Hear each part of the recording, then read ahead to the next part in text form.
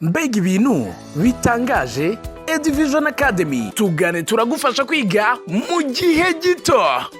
Abanyamwuga bakaba n'abahanga mu kwigisha Icyongereza, Igifaransa, Igishinwa n'izindi ndimi mpuzamahanga zitandukanye. Twigisha gukora amafoto bizwi nka photography, gukora amavideo bizwi nka video production. Bantu mushaka kuba mu isi y'abakora ku ifaranga, twigisha gukora amapro atandukanye bizwi nka graphic design, gushushanya. Bantu mushaka gutsindira permis na provisoire, nitwe tubigisha amategeko y'umuhanda ugatsindira provisoire yawe. Gutwara ibinyabiziga ni ako kanya. Muri isi yihariye tekinoloji tubigisha gukoresha mudasobwa, kandi ibyo byose ukabibona mu gihe gito.